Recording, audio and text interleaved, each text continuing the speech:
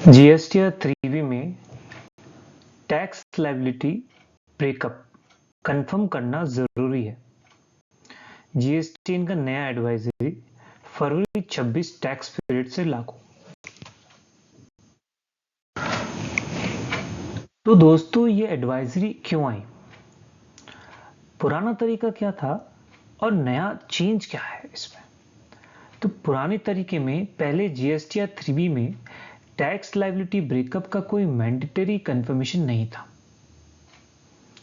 Tax payer बिना ये सब खोले या कंफर्म किए सीधे जीएसटीआर 3B फाइल कर सकता था। पोर्टल ऑटोमेटिकली इंटरेस्ट कैलकुलेट नहीं करता था पुराने पीरियड के टैक्स पर। मान लीजिए फॉर एग्जांपल कि आपने कोई ऐसे सेल्स बिल्स जो पिछले क्वार्टर या मंथ के हैं वो आपने करंट मंथ या क्वार्टर में डाले, तो पहले वो जीएसटीआर 3 में उसको कंसीडर नहीं करता था। हिसाब से अगर आपने मान लीजिए जनवरी 2026 के कुछ इनवॉइसेस आपने फरवरी में डाले, तो हिसाब से जनवरी का जो आपको फरवरी में करना था वो आप समझो फरवरी के रिटर्न की मार्च में कर रहे हो। मतलब एक डेढ़ महीना जनवरी की रिटर्न जो 20 फरवरी तक जानी थी उसका टैक्स 20 फरवरी तक टैक्स पेमेंट करना था, वो आप भर रहे हो 20 मार्च तक। पूरा एक महीना का डिले है मोटा मोटा। तो हिसाब से आपको एक महीना का डिले का पैसा इंटरेस्ट देना चाहिए था, बट आपने क्या किया, वो अपने जीएसटीआर 1 में जो जनवरी के इनवॉइसेस थे वो फरवरी में चढ़ा दिए और फरवरी का जो टैक्स आपको 20 मार्च तक जमा करना था, अगर मैं नॉर्मल रेगुलर टैक्स पेयर की बात करूं, तो उन्होंने 3B में नॉर्मल पेमेंट कर दिया। इसमें कोई इंटरेस्ट कैलकुलेट नहीं कर पाया।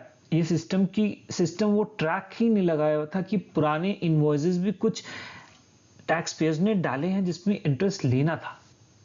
ठीक, तो बेसिकली ये चेंज यही आया है कि अब जो सिस्टम है जीएसटी पोर्टल का, वो पुराने इनवॉइसेस जो अगर आपके छूट गए या आपने कोई टैक्स नहीं पेमेंट किया, तो इसमें अब जीएसटी वाले इस पे ऑटोमेटिकली इंटरेस्ट कैलकुलेट होंगे और अब वो आपको देना पड़ेगा। बिना दिए आप रिटर्न नहीं फाइल कर सकते। ठीक, तो नया बदलाव क्या आया, अब GST portal automatically tax liability breakup fill कर देता है जीएसटी 1A आईएफएफ के डॉक्यूमेंट स्टेट के बेसिस पर। तो दोस्तों, जो मैंने प्रीवियस स्लाइड में आपसे डिस्कस किया वो सेक्शन 50 ऑफ सीजीएसटी एक्ट में डिस्कस्ड है, लिखी हुई है। तो रूल वो है क्या, अगर आपने पुराने पीरियड का टैक्स बाद में भरा तो इंटरेस्ट देना पड़ेगा। फॉर एग्जाम्पल, जनवरी की सेल फरवरी में रिपोर्ट की तो जनवरी से फरवरी तक का इंटरेस्ट लगेगा। ये क्यों जरूरी है, सही इंटरेस्ट कैलकुलेशन के लिए पोर्टल को पता होना चाहिए कि टैक्स कब का है। तो दोस्तों, एक रियल लाइफ एग्जांपल भी ले लेते हैं रमेश जी का। तो रमेश जी ने जनवरी 2026 की एक सेल का इनवॉइस फरवरी में जीएसटीआर 1 में डाला। अब जब वो फरवरी का जीएसटीआर 3B भरेंगे तो पोर्टल ऑटोमेटिकली उस जनवरी वाली सेल का टैक्स लायबिलिटी ब्रेकअप में दिखाएगा ताकि सही इंटरेस्ट कैलकुलेट हो सके। ये ऐसा नहीं होता था पहले। तो जीएसटीआर 3B फाइल करने का नया स्टेप बाय स्टेप तरीका क्या है, अब लायबिलिटी ऑफसेट करो जैसे कि आप पहले करते थे। जीएसटीआर 3B में आप अपनी टैक्स लायबिलिटी पहले की तरह ऑफसेट करें। आप तब खोलो पेमेंट पेज पर, एक आपको टैब दिखेगा tax liability breakup as applicable. Tab पर क्लिक करिए, चेक करिए या एडिट करिए। पोर्टल ने जो ऑटोफिल किया है उसे आप चेक करिए, अगर गलत हो तो एडिट करिए, नहीं तो आप आगे बढ़ सकते हैं। सेव बटन को आप क्लिक करिए, अगर आप सब कुछ करेक्ट है, अगर या आपने एडिट किया हुआ है तो उसको एडिट करके सेव करना, और सब कुछ सही है तो सेव करना। ये स्टेप मैंडेटरी है फाइलिंग के लिए, और दैट्स इट। बस ये एक ही प्रोसेस चालू हुआ है फरवरी 2026 की रिटर्न से। उसके बाद नॉर्मली जैसे आप फाइल करते हैं ईवीसी या डीसी से 3B नॉर्मली फाइल कर सकते हो। तो दोस्तों ये सबसे जरूरी स्टेप है सेव बटन। अभी एक टेम्पररी इश्यू है, ये पोर्टल ये कंफर्मेशन सबसे मांग रहा है, जबकि ऐसा नहीं मांगना चाहिए उनको।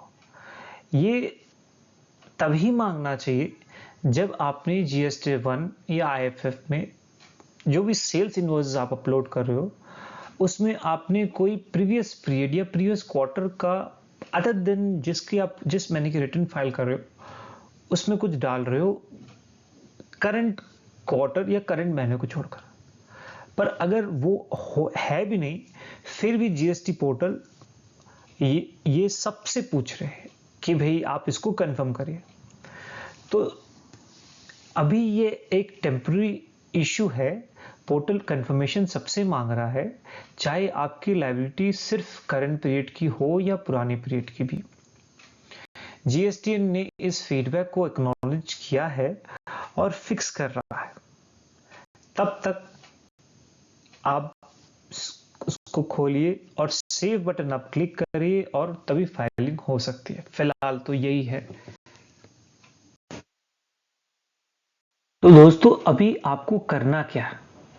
फिलहाल इंटरिम सॉल्यूशन यही है, आप वो टैब खोलिए, पेमेंट पेज पर टैक्स लायबिलिटी ब्रेकअप टैब जरूर खोलिए, सेव करिए उसको बिना कुछ बदले भी, सिर्फ सेव बटन दबाइए, आप क्लिक करिए, फाइलिंग कंप्लीट करिए, उसके बाद जीएसटी 3B नॉर्मली फाइल हो जाएगा। ये प्रोसेस तब तक फॉलो करिए जब तक जीएसटी पोर्टल पर इश्यू रिजॉल्व ना हो जाए। दोस्तों हमारे तरफ से प्रैक्टिकल सलाह क्या है, जब भी आप पुराने इनवॉइसेस आप जीएसटी 1 में, IFF 1 में या 1A में डालें तो उससे बहुत ध्यान से डालिए। तो जीएसटी 1 में इनवॉइस डेट सही डालिए, आप गलत डेट से इंटरेस्ट गलत कैलकुलेट होगा, और अगर वो गलत कैलकुलेट होता है, अगर कम पेमेंट आपने किया तो in future officer, GST officer आपको नोटिस दे सकता है, उसमें और इंटरेस्ट लगा देगा और पेनल्टी लगा देगा। अगर ज्यादा हो जाता है तो आपके पॉकेट से ज्यादा रुपए निकलते हैं, जो कि सही नहीं है। तो आपको जब भी आप GST 1 basically sale invoices report कर रहे हैं जो अपनी जीएसटी रिटर्न्स में, उनमें डेट जो करेक्ट है वही डालें। सेकंड, फाइलिंग से पहले टैब चेक करिए। हर बार जीएसटी 3B फाइल करते वक्त टैक्स लायबिलिटी ब्रेकअप जरूर खोलिए और सेव करिए उसको। थर्ड, पोर्टल अपडेट्स फॉलो करिए। जीएसटीएन जब इशू फिक्स करेगा तब नया प्रोसेस आप फॉलो करिए। अभी फिलहाल इंटरिम तरीका यूज करिए।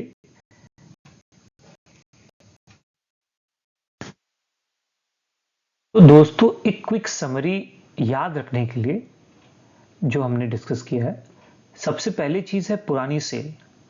पुराने पीरियड की सेल करंट पीरियड में रिपोर्ट की तो इंटरेस्ट लगेगा। पोर्टल ट्रैक करना चालू हो गया फरवरी 2026 की जीएसटी 3B रिटर्न से। ठीक है। Second, auto populate. फरवरी 2026 से पोर्टल खुद टैक्स लायबिलिटी ब्रेकअप फाइल करता है जीएसटी 1 डेट से। थर्ड, सेव जरूरी। आप टैब खोलिए, उसको चेक करिए और सेव क्लिक करिए, तभी जीएसटी 3B फाइल होगा। इशू अंडर फिक्स, जीएसटी काम कर रहा है इस पे, जब तक रिजॉल्व ना हो तब तक आप इंटरिम प्रोसेस फॉलो करिए।